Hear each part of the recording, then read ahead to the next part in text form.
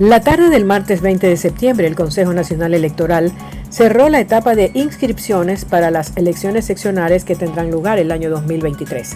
Según los datos del Consejo Nacional Electoral, se receptaron 8.556 formularios de solicitudes de inscripción de candidaturas a través del sistema informático que estuvo habilitado desde el 22 de agosto. La entidad detalló que las juntas provinciales notificarán la lista de precandidaturas para que sea de conocimiento de las organizaciones y que se puedan presentar objeciones en el caso de ser necesario. Tras este proceso, las candidaturas podrán considerarse calificadas e inscritas, fijó el Consejo Nacional Electoral. En las elecciones seccionales del 2023, los ecuatorianos podrán votar para designar alcaldes, concejales, prefectos y miembros del Consejo de Participación Ciudadana y Control Social. El gobierno de Guillermo Lasso necesitará alrededor de 6 millones de nueva deuda para cubrir todos los gastos y deudas anteriores. Para acceder a un monto de tal magnitud, el gobierno debe seguir trabajando en dos frentes. Por un lado, ir bajando el déficit fiscal y por otro lado, poner el acelerador en la reactivación mediante la confianza que da tener una economía seria. Para esto y para mantener la relación de financiamiento con el Fondo Monetario Internacional FMI, se han venido cumpliendo hitos como el reciente anuncio de la renegociación de la deuda china, lo cual está incluido dentro del actual acuerdo con la multilateral. Esto significa que no se destinarán alrededor de 350 millones anuales entre el 2022 y 2025 para pagar esa deuda. Para contrarrestar esta incertidumbre y a la par tratar de reducir el riesgo país, que está en más de 1.500 puntos, el ministro de Economía, Pablo Arosemena, está en Estados Unidos desde el pasado 19 de septiembre. El ministro de Gobierno, Francisco Jiménez, reunió a gobernadores y coordinadores zonales del país para evaluar las acciones que el gobierno continúa emprendiendo en favor de los ecuatorianos en cada provincia a través de su gestión. La vicepresidenta de la Gobernabilidad, Ana Changuín, destacó la importancia de tener una retroalimentación de los gobiernos locales y exhortó a mantenerse vigilantes en el cumplimiento de los acuerdos suscritos entre las organizaciones indígenas y el gobierno en la mesa de control de precios. Gobernadores y coordinadores zonales articulan acciones para de manera conjunta dar cumplimiento a los compromisos alcanzados en las mesas de diálogo, en las que se han alcanzado 40 acuerdos y 4 mesas cerradas. El ministro de Gobierno destacó del desarrollo de ferias productivas lideradas por las gobernaciones y otros ministerios que junto a organizaciones de la sociedad civil desarrollan espacios para impulsar la reactivación económica de cada provincia. Ernesto Varas, director ejecutivo de la Agencia Nacional de Tránsito, entregó 9.213 placas vehiculares en Manabí desde el terminal terrestre Luis Valdivieso Morán de Manta. El acto se desarrolló el martes 20 de septiembre. Las placas vehiculares entregadas a la provincia cubren una demanda pendiente desde el 2019 y hasta octubre se logrará la entrega al 100%. Además, dentro de la agenda de actividades, recorrió el terminal terrestre de Manta para constatar su correcta operatividad y el cumplimiento de las normas establecidas, y concluyó su visita a Manabí con la participación de la inauguración de las campañas de seguridad vial que promueven las escuelas de conducción de Manta. El Ministerio de Agricultura y Ganadería, MAG, constaba como productor de banano. Tenía registradas 20.000 hectáreas en el sistema de control bananero Unibanano. Son hectáreas virtuales, no físicas, que estaban registradas con un código con base al cual se podía exportar la fruta de manera ilegal. Así lo reveló el ministro de Agricultura y Ganadería, Bernardo Manzano, quien pondrá la denuncia respectiva en la Fiscalía General del Estado tras conocer este hecho. Fue descubierto como parte del proceso que para transparentar los procedimientos inició la actual administración en el sistema de control bananero Unibanano. Lo descubrimos la semana pasada y en esta se presentará el caso ante la Fiscalía, agregó el ministro. El ministro afirmó que esto demuestra la vulnerabilidad del sistema Unibanano que podría ser manipulado desde afuera de la institución. Bajo este contexto, Manzano anunció que ya están listos los términos de referencia para contratar un sistema de control eficiente que permitirá conocer quién y cuándo registra a los productores de banano. Autoridades del Ejecutivo y el Consejo de la Judicatura mantienen una reunión que tiene como objetivo encontrar mecanismos para dotar de seguridad a los servidores judiciales, especialmente en materia penal. El presidente de la Judicatura, Fausto Murillo, el Ministerio del Interior, a la cabeza de Patricio Carrillo, el comandante general de la policía, con Fausto Salinas, y representantes de la Fiscalía intentarán trazar una hoja de ruta con mesas técnicas para garantizar la seguridad de funcionarios judiciales a escala nacional. La cita se produce 48 horas después del asesinato del fiscal Edgar Edmundo Escobar de la Unidad de Personas y Garantías de Guayas, ocurrido en los exteriores del edificio de la Fiscalía de la Merced en el centro de Guayaquil. La muerte del fiscal provocó la indignación y rechazo de representantes judiciales y de la Fiscalía, que pidieron a las autoridades tomar acciones que garanticen la seguridad necesaria a los servidores judiciales para cumplir con su trabajo. En lo que va del año, 3 fiscales y un juez han sido asesinados. La Fiscalía General del Estado informó que durante la noche del martes 20 de septiembre se ejecutaron 2 allanamientos a los domicilios de los padres de Germán Cáceres, principal sospechoso de la desaparición de María Belén Bernal y que se encuentra en calidad de prófugo. En el caso del papá de Cáceres, el operativo se realizó en Guaranda, mientras que por el lado de la mamá, el allanamiento se desarrolló en Ambato. Según información oficial, en ambos lugares se levantaron indicios. En el domicilio de la madre se incautó el DVR de las cámaras de seguridad y en la vivienda del padre computadoras y un flash memory. Todo será analizado como parte de las investigaciones por presunta desaparición involuntaria. Todos estos operativos, la Policía Nacional confirmó que darán el hallazgo de indicios en este caso. Cabe recordar que se ofrece una recompensa de $20,000 a quien dé información que ayude a localizar a Germán Cáceres, esposo de la abogada Bernal, principal sospechoso de este caso de desaparición. La policía confirmó la aprehensión de un ciudadano que transportaba en un vehículo 9 kilos 500 gramos de heroína ocultos en sacos de papas. El operativo se realizó gracias a las labores de inteligencia desplegadas por agentes de la Unidad Nacional de Investigación Antidrogas. El sospechoso se movilizaba en un vehículo taxi en Guayaquil. La policía detalló que la incautación es equivalente a 396.666 dosis de esta sustancia. El origen era Colombia y estaba destinada para consumo interno. Indicó el ente de control.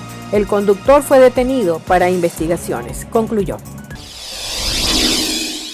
Juegos pirotécnicos, música, baile y ruidos propios de una fiesta reportaron los vecinos de la penitenciaría de Guayaquil la madrugada del miércoles 21 de septiembre.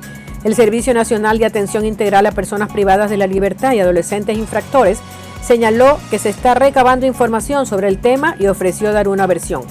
Este 21 de septiembre emitió un comunicado en el que se informó que dispusieron la remoción inmediata del director y coordinadores del centro carcelario y que emprenderán las acciones legales del caso. El festejo habría iniciado la noche del martes 20 de septiembre, denunciaron los vecinos de este centro carcelario ubicado al norte de Guayaquil. En las denuncias ciudadanas sobre el festejo se escuchaban vallenatos y música tropical a todo volumen. También se ve el cielo iluminarse por las explosiones de juegos pirotécnicos.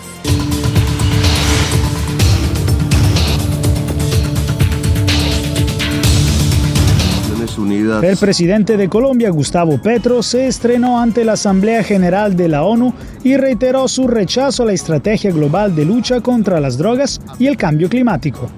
Por ocultar la verdad, verán morir la selva y las democracias. La guerra contra las drogas ha fracasado.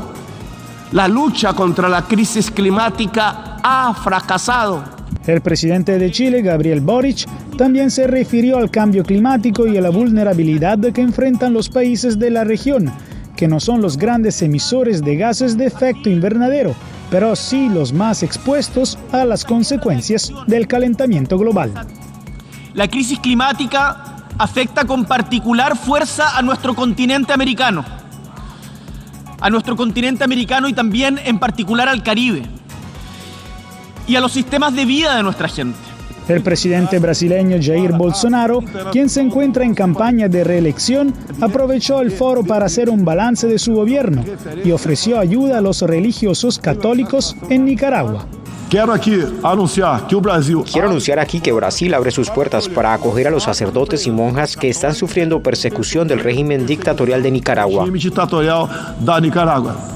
Por su parte, el presidente de Paraguay, Mario Abdo Benítez, aseguró que promoverá ante el Consejo de Derechos Humanos una resolución para seguir investigando a profundidad las violaciones de derechos humanos en Venezuela.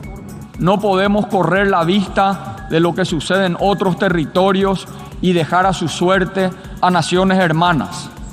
Hemos apoyado siempre al hermano pueblo venezolano y a su lucha por la democracia. El secretario general de las Naciones Unidas, en su discurso de apertura, invitó a los países a trabajar en la consolidación de la paz y anticiparse a los focos de violencia.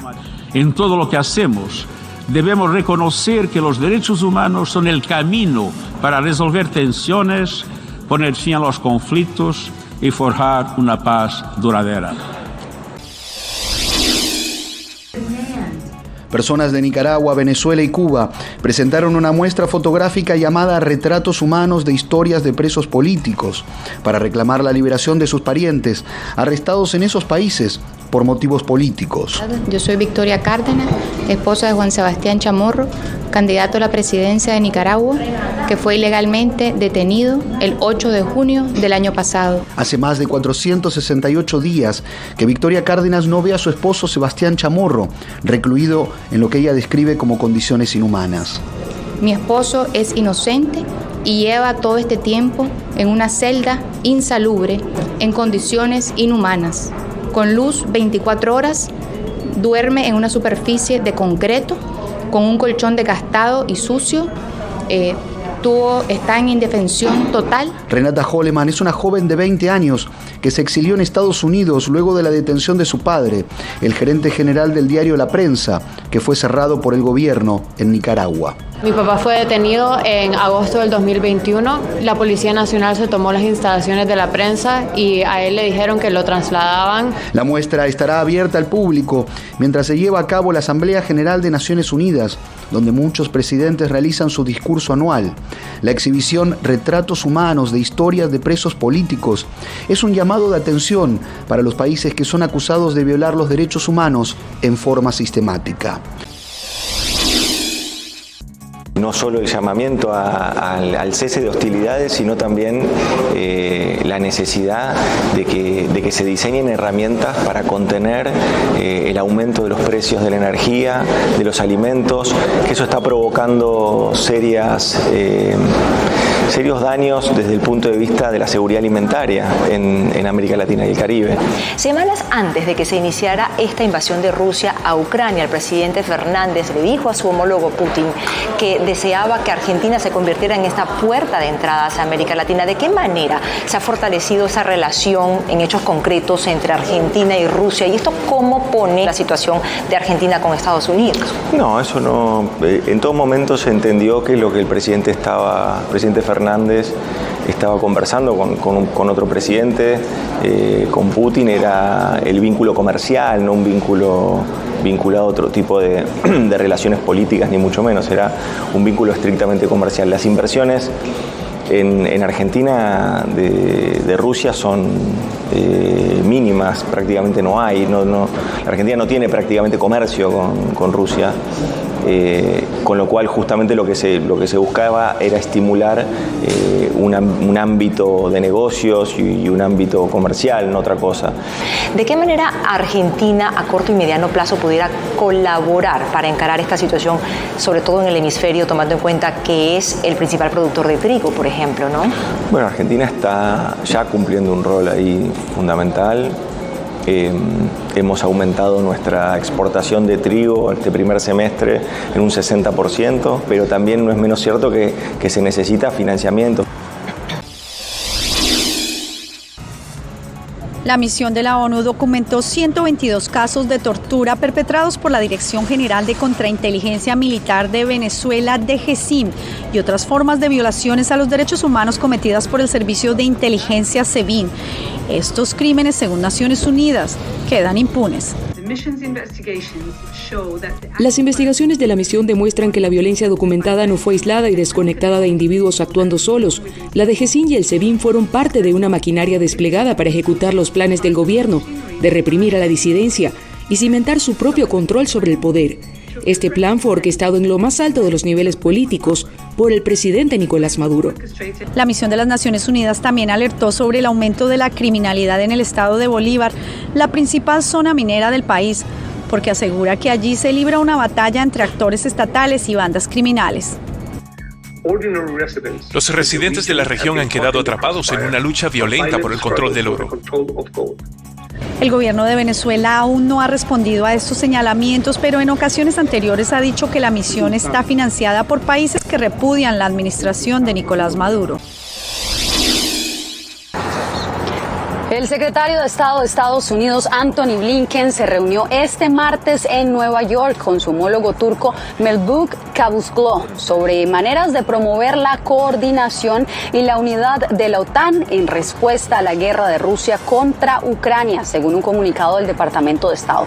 Por otra parte, en el marco de la Asamblea General de Naciones Unidas, Blinken participó en el lanzamiento de una alianza para la resiliencia económica de las mujeres afganas, donde aseguró que las mujeres, sin importar dónde viven, deben gozar de los mismos derechos en todas las facetas de sus vidas. Poco más de 2 millones de personas fueron detenidas en la frontera sur de Estados Unidos cuando intentaban ingresar al país de forma ilegal durante el año fiscal en curso, que empezó el 1 de octubre de 2021, según cifras publicadas por la patrulla fronteriza. Ciudadanos de México, Venezuela y Cuba fueron los más detenidos durante el mes de agosto. La tendencia le ha generado críticas desde el Partido Republicano a la administración Biden. El gobierno demócrata, por su parte, califica el envío de migrantes de zonas fronterizas a ciudades y estados santuarios como jugar a política con seres humanos. Los regímenes comunistas fallidos en Venezuela, Nicaragua y Cuba están impulsando una nueva ola de migración en todo el hemisferio occidental, incluido el reciente aumento de encuentros en la frontera suroeste de Estados Unidos. Según datos compilados por el New York Times del Departamento de Seguridad Nacional, se ha permitido permanecer en el país a 1 millón de personas que solicitan asilo. La abogada de inmigración Claudia Bernal explica las justificaciones más comunes entre dichas solicitudes recientes. Frustración en cuanto a la realidad económica de sus países, la imposibilidad de obtener medios o trabajo, o que no tienen nada de comer, o que no hay empleo, o algunos también expresan la inseguridad que se vive en términos generales en la zona donde están viviendo. Bernal explica que estas dificultades son legítimas, pero no caben entre los 5 aspectos cobijados por la ley estadounidense sobre el asilo, que se refiere a miedos creíbles por asuntos religiosos, de raza, nacionalidad, opinión política o por hacer parte de determinado grupo social. La oficina del alguacil del condado de Bexar, en Texas, inició una investigación penal en torno al traslado de 48 migrantes indocumentados venezolanos hacia la exclusiva isla de Martha's Vineyard, en Massachusetts. Bajo falsos pretextos fueron llevados a quedarse en un hotel por un par de días. Fueron trasladados a un avión donde volaron a Florida y luego finalmente volaron a Martha's Vineyard. El gobernador de Florida, Ron DeSantis, afirmó que el traslado fue ejecutado para conducir a estas personas hacia jurisdicciones con beneficios migratorios. Nuestro mensaje para ellos es que no somos un estado santuario y es mejor poder ir a una jurisdicción santuario. Y sí, ayudaremos a facilitar ese transporte para que se puedan ir. Estas declaraciones generaron controversia entre organizaciones que apoyan a los venezolanos que emigran a Estados Unidos. Por ejemplo, AIVAC estima que es necesario resguardar las fronteras. No sabemos quién está entrando. Ahí pueden entrar maras truchas, ahí pueden entrar Hezbollah, ahí puede entrar quien le dé la gana. No podemos decir que son gente que vienen a pedir asilo político todos. Al otro lado de la moneda, el Venezuelan American Caucus reclama que la decisión de DeSantis sobrepasa indebidamente a las autoridades migratorias federales. Nosotros exigimos una investigación, exigimos que no se siga usando a los venezolanos como piezas en su tablero político. Cientos de miles de personas amanecieron sin agua ni energía en Puerto Rico tras el paso del huracán Fiona. Al menos 5 muertos registran las autoridades, 2 en Guadalupe, otros 2 en Puerto Rico y 1 en República Dominicana. Este martes, Fiona pasó por las islas Turcas y Caicos como una tormenta de categoría 3 después de devastar las viviendas de los más de 3 millones de habitantes de Borinquen. El Centro Nacional de Huracanes de Estados Unidos informó que es probable que la tormenta se fortalezca aún más hasta convertirse en un huracán de categoría 4 a medida que avanza hacia Bermudas. Un sismo de 5,8 grados se sintió en la madrugada del martes en la región central del Pacífico mexicano. El movimiento tuvo epicentro frente a las costas de Colima, en el municipio de Tocomán. La réplica sacudió a la región de Puerto Vallarta y Bahía de Banderas. Al momento, las autoridades de protección civil no han informado de daños materiales. 520 réplicas se han registrado tras el terremoto de 7.7 grados del pasado lunes, una fecha en la que han ocurrido ya 3 terremotos en México. Hay más de 69.000 personas sin hogar en el condado de Los Ángeles y los latinos constituyen el 44% del total. Según el conteo oficial del 2022, la población sin vivienda aumentó a un ritmo más lento, un 4% desde el 2020, comparado al 26% en los 2 años antes de la pandemia, pero sucedió lo contrario en la comunidad latina. Aumentó el 26% en el condado de Los Ángeles y el 30% en la ciudad de Los Ángeles.